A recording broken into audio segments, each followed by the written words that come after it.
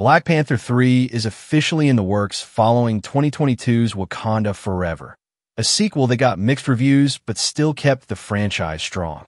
Director Ryan Coogler is back, and this time it looks like he's ready to expand Wakanda's world even further.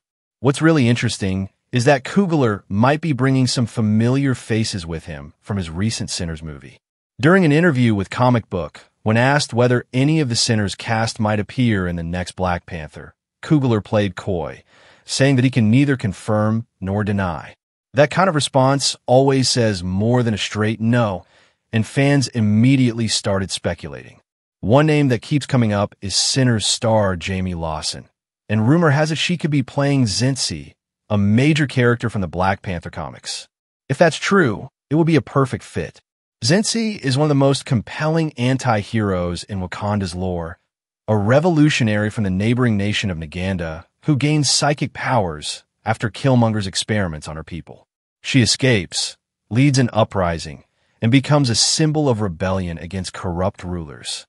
Created by writer Ta-Nehisi Coates and artist Brian Stelfreeze, Zinzi later allies herself with Zemo and eventually even Hydra.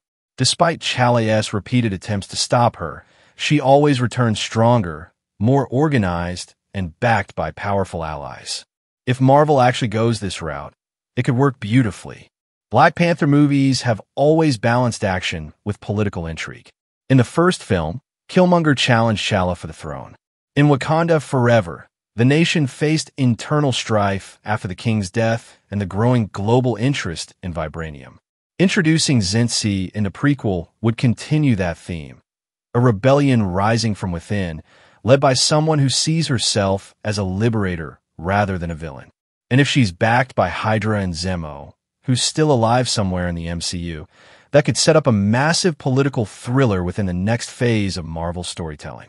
Also, it looks like Marvel's already locked in what's hitting theaters on February 18th, 2028, even if they haven't said it out loud yet. The studio just dropped the first Phase 7 release dates, and according to insider Jeff Snyder, that early 2028 slot belongs to Black Panther 3. Filming is reportedly set to start in early 2027, and there are already early script drafts floating around. Word is the new king of Wakanda won't show up until after Secret Wars. Adding to the buzz, actor Damson Idris recently revealed he's been in talks with Marvel and is ready to take up the Black Panther mantle. The first Black Panther was a landmark for Marvel, a billion-dollar success that became one of the studio's crown jewels. But after Chadwick Boseman's passing, everything changed. Still, Marvel pushed ahead with Wakanda Forever. It didn't reach the same box office highs, but it proved there was still a massive audience for this world. And now, before Marvel has even confirmed a third film, Denzel Washington himself basically let the cat out of the bag. A few weeks ago, he mentioned he's been talking with director Ryan Coogler, who's apparently writing a role just for him. That sent fans into a frenzy, especially since Marvel's been totally silent about what's next for the franchise. Washington even hinted this could be one of his last big roles before stepping away from acting, saying he only works with the best now, and a Marvel project definitely fits that category. What makes all this even more emotional is the full circle moment it could create. Back when Chadwick Boseman was still with us, he revealed that Denzel Washington had quietly paid for his acting school tuition years earlier. Without that gesture, there might never have been a Black Panther movie at all.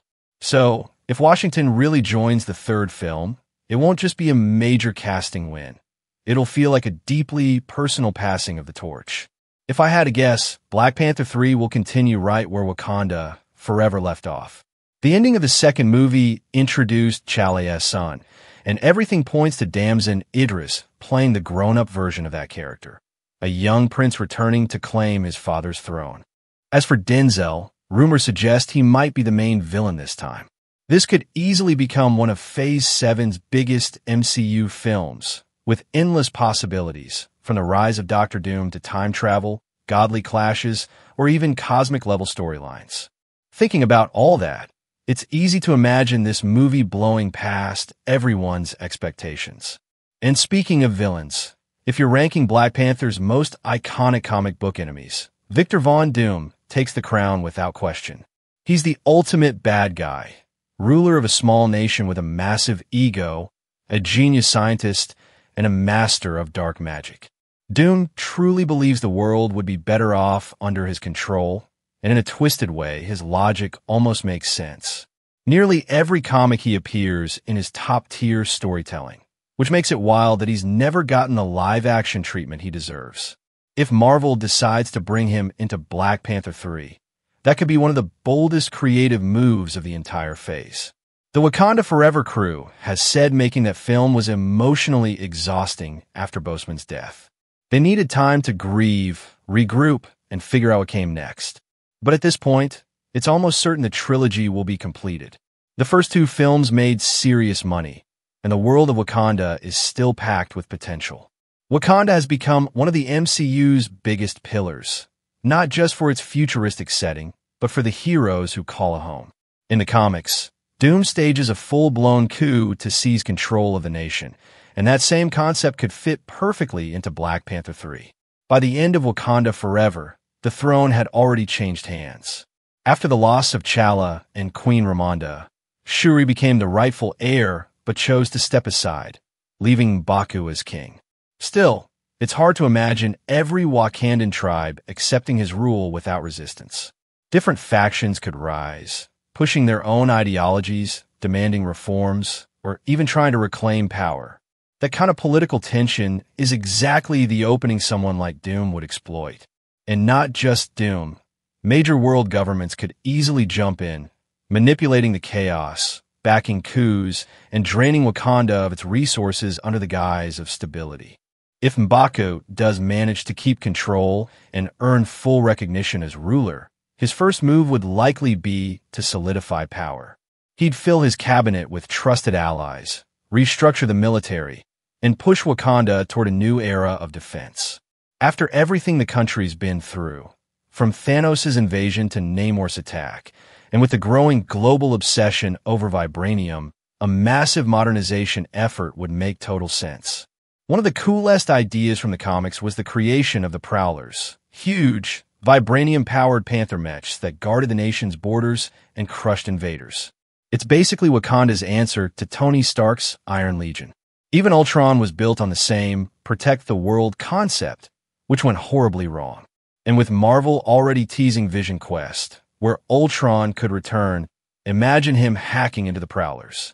Suddenly, Wakanda's greatest defense turns into its deadliest threat, a full-scale AI uprising, forcing the nation to destroy its own machines in a massive, city-leveling battle. And that's just the surface-level defense. In the comics, Wakanda's military is next level.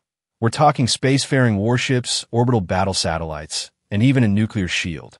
Their most dangerous weapon is a vibranium strike bomb, a weapon of mass destruction with twice the yield of a standard nuke, capable of wiping out entire armies in seconds. If Marvel leans into that angle, M'Baku could take things further by forming a new elite unit, an army of Black Panther warriors, each a super soldier infused with the nation's advanced tech. On the Alliance side, Namor and his kingdom of Talokan would almost certainly return. He knows that if Wakanda falls, he's next in line to face the world's superpowers alone. Teaming up with M'Baku would be more than just strategy, it'd be about survival. And speaking of alliances, the perfect addition would be Storm from the X-Men. In the comics, she and T'Challa shared more than just friendship. They were married, and in alternate universes even had a son powerful enough to control storms with his bare hands. With Marvel gearing up to introduce a new X-Men lineup after Secret Wars, bringing Storm into Black Panther 3 would be a perfect move. A multiverse reset would also open the door for a new T'Challa, a fresh face ready to carry on a legacy. If Marvel plays its cards right, this movie could bridge the future of the Black Panther saga, the X-Men, and the cosmic scale stories of Phase 7, all in one shot.